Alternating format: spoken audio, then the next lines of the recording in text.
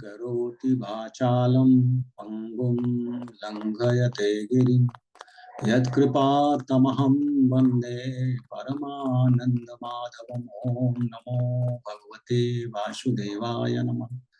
ॐ नमो भगवते वासुदेवाय नमः। ॐ नमो भगवते वासुदेवाय नमः। देवियों सज्जनों, गोस्वामी तुलसीदास जी महाराज द्वारा विरचित श्री रामचरितमानस के बाल कांड में निहित कतिपय प्रसंग आपके समक्ष प्रस्तुत करने हेतु उपस्थित। सुधी श्रोतागण, मर्यादा पुरुषोत्तम प्रभु श्री राम की लीलाओं का गान, उनके गुणों का गान गोस्वामी जी महाराज ने श्री रामचरितमानस में अत्यंत सरल सुग्राह्य अवधी भाषा में करके जनमानस के लिए सरलतम स्वरूप प्रदान किया है।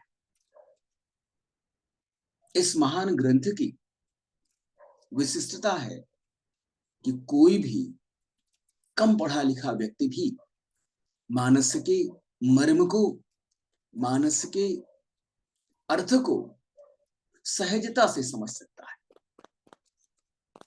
प्रभु श्री राम अपने अनुज लक्ष्मण के साथ महर्षि विश्वामित्र के संरक्षण में महाराज जनक की राजधानी जनकपुरी में आयोजित सीता के स्वयंवर में भाग लेने के लिए पधारे हैं।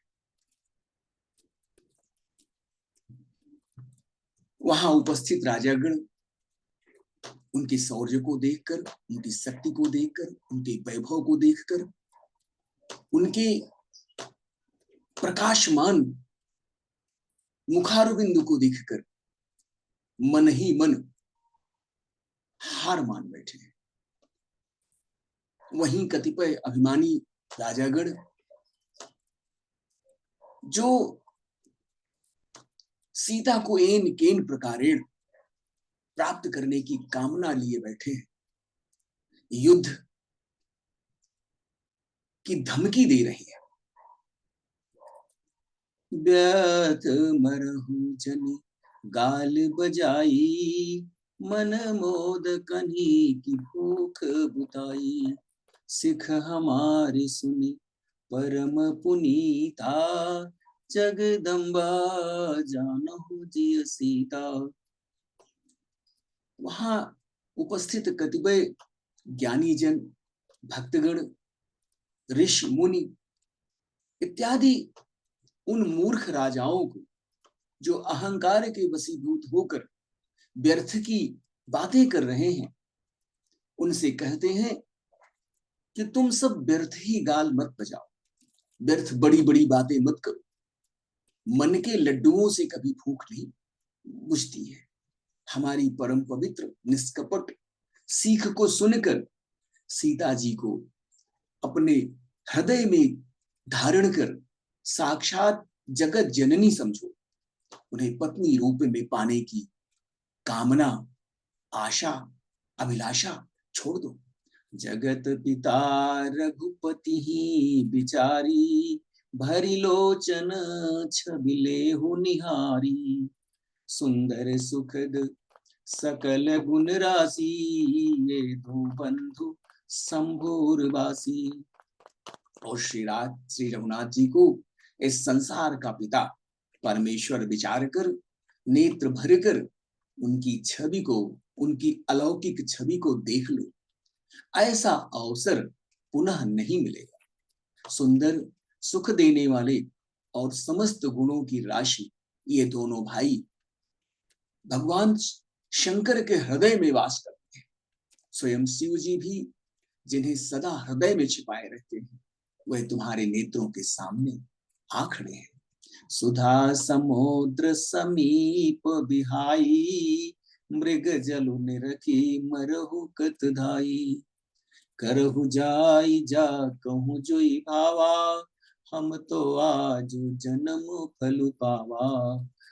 समीप आए हुए भगवत दर्शन रूप अमृत के समुद्र को त्याग कर तुम जगत जननी जानकी को पत्नी के रूप में पाने की दुराशा रूप मिथ्या मृगजल को देखकर दौड़कर क्यों मर रहे हो? भाई, जिसको जो अच्छा लगे वही करो। हमने तो श्री राम जी के दर्शन करके आज जन्म लेने का फल पा लिया, जीवन और जन्म को सफल बना लिया। वस्तुतः युगों युगों तक तपस्या करने वाले साधक गण परम पिता परमेश्वर के जिस स्वरूप को नहीं देख पाते हैं, जनकपुर के वासी अत्यंत भाग्यशाली हैं जो उस स्वरूप को सहज ही देख पा रहे हैं। हस कही भले भूप अनुरागे, रूप अनूप बिलोकन लागे, देखहि सुर नभ चढ़े विमाना, बरसहि सुमन करहि कल गाना। ऐसा सुनकर अच्छे राजा प्रेम मग्न होकर श्री राम जी के अनुपम सौंदर्य को निहारने लगे। मनुष्यों की तो बात ही क्या, देवता लोग भी आकाश से विमानों पर चढ़े हुए श्री राम के दर्शन कर रहे हैं और सुंदर गान करते हुए पुष्प वर्षा कर रहे हैं।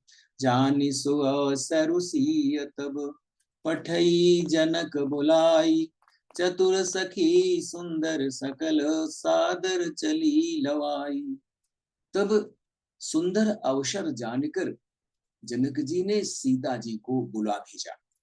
सभी चतुर और सुंदर सखियों के साथ सीता जी उस यज्ञ स्थल की ओर आदर पूर्वक लाई गई। सिय शोभा नहीं जाई बखानी, जगदम्बिका रूप गुण खानी, उपमा सकल मोहि लघु लागी, प्राकृत नारी अंग अनुरागी। रूप और गुणों की खान जगत जननी जानकी जी की शोभा का वर्णन नहीं किया जा सकता। उनके लिए काव्य की सभी उपमाएं तुच्छ प्रतीत होती हैं, क्योंकि वे लौकिक स्त्रियों के अंगों से अनुराग रखने वाली हैं, अर्थात वे संसार की स्त्रियों के अंगों को दी जाती हैं। वे सीता जगत जननी है, अद्वितीय है, अनुपमेय है, अतः उनके सुंदर अंगों की तुलना के लिए कोई अलंकार उपलब्ध ही नहीं है। काव्य की उपमाएं सब त्रिगुणात्मक माइक जगत से ली गई है। उन्हें भगवान की स्वरूप शक्ति श्री जानकी जी के अप्राकृतिक चिन्मय अंगों के लिए प्रयुक्त करना उनका अपमान करने के समान है और अपने को हास्यास्पद बनाना है।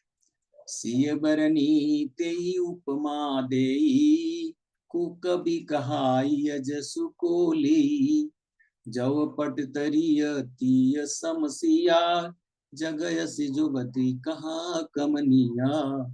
सीता जी के वर्णन में उन्हीं उपमाओं को देकर कौन ऐसा कवि है जो अपने को कुकवि की श्रेणी में ला दे और अपयश का भागीदार बने। अर्थात सीता जी के लिए उन उपमाओं का प्रयोग करना अच्छे कवि के पद से मुक्त होने के समान है, अपकीर्ति मोल लेने के समान है। कोई भी सुंदर कवि, कोई भी सुंदर रचना वाला कवि ऐसी नादानी और अनुचित कार्य नहीं कर सकता है। यदि किसी स्त्री के साथ सीता जी की तुलना की जाए तो संसार में ऐसी सुंदर युवती कोई नहीं है जिसकी उपमा उन्हें दी जाए। गिरा मुखर तन अरध भवानी, रति अति दुखित तनुपति जानी, विष बारुनी बंधु प्रिय जेही, कही रमा सम किमी बैदेही। पृथ्वी की स्त्रियों की तो बात ही क्या है, देवताओं की स्त्रियों को भी यदि देखा जाए तो हमारी अपेक्षा कहीं अधिक दिव्य और सुंदर है। तो उनमें सरस्वती तो अत्यंत बोलने वाली है, पार्वती अर्धांगिनी है, अर्ध नारी नटेश्वर के रूप में उनका आधा ही अंग स्त्री का है। से इस आधांग पुरुष शिव का है। कामदेव की स्त्री रति पति को बिना शरीर का अनंग जानकर बहुत दुखी रहती है, और जिनके विष और मद्य जैसे समुद्र से उत्पन्न होने के नाते प्रिय भाई हैं, उन लक्ष्मी के समान तो जानकी जी को कहा ही कैसे जा सकता है। जो छवि सुधा पयो निधि होई, परम रूप में कच्छप सोई। शोभा रजु मंदरु सिंगारू, मथे पानी पंकज निज मारू। जिन लक्ष्मी जी की बात कही गई है वह समुद्र के खारे पानी से निकली है, जिसको मथने के लिए भगवान ने अति कर्कश पीठ वाले कच्छप का रूप धारण किया था। रस्सी बनाई गई महान विषधर वासुकी नाग की, मथानी का कार्य किया अतिशय कठोर मंदराचल पर्वत ने, और उसे मथा सारे देवताओं और राक्षसों ने। जिन लक्ष्मी को अतिशय शोभा की खान और अनुपम सुंदरी कहा जाता है, उनको प्रकट करने हेतु बने ये सब असुंदर और स्वाभाविक रूप से कठोर उपकरण, ऐसे उपकरणों से प्रकट हुई लक्ष्मी श्री जानकी जी की समता को कैसे पा सकती है। हाँ, इसके विपरीत यदि छवि रूपी अमृत का समुद्र हो, परम रूप में कच्छप हो, शोभा रूप में रस्सी हो, श्रृंगार रस पर्वत हो, और उस छवि के समुद्र को स्वयं कामदेव अपने ही कर कमल से मथे, यही विधि उपजय लक्ष्य जब सुंदरता सुख मूल, तदपि सकोच समेत कभी कहीं सीय समतूल। इस प्रकार का संयोग होने से जब सुंदरता और सुख की मूल लक्ष्मी उत्पन्न हो, तो भी कभी लोग उसे संकोच के साथ सीता के समान कहेंगे। जिस सुंदरता के समुद्र को कामदेव मथेगा, वह सुंदरता भी प्राकृत लौकिक सुंदरता ही होगी, क्योंकि कामदेव स्वयं भी त्रिगुणमयी प्रकृति का विकार है। अतः उस सुंदरता को मथकर प्रकट की हुई लक्ष्मी भी उपर्युक्त लक्ष्मी की अपेक्षा कहीं अधिक सुंदर और दिव्य होने पर भी प्राकृत होगी। अतः उसके साथ भी जानकी जी की तुलना करना कवि के लिए संकोच की बात होगी।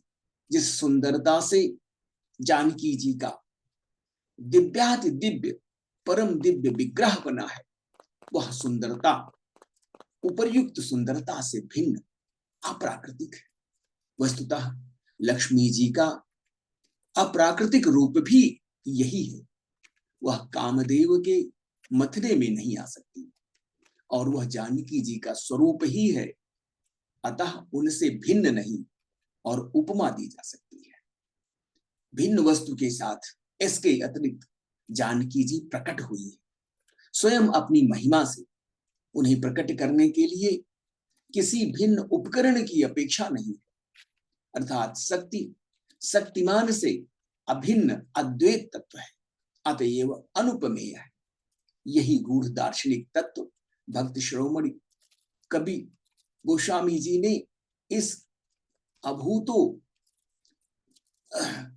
अभूतोपमा अलंकार के द्वारा अत्यंत सुंदरता से व्यक्त किया है। मानस प्रणेता गोस्वामी जी महाराज ने जगत जननी माता सीता के सौंदर्य के वर्णन हेतु दी जाने वाली समस्त उपमाओं को नकारा है। वह ऐसी मूर्ति हैं जिनकी उपमा इस भौतिक संसार में किसी भी द्रव्य से, किसी भी पदार्थ से, किसी भी जीवित व निर्जीव से नहीं की जा सकती है। वह उनकी तुलना स्वयं उनसे ही की जा सकती है। उनका रूप सौंदर्य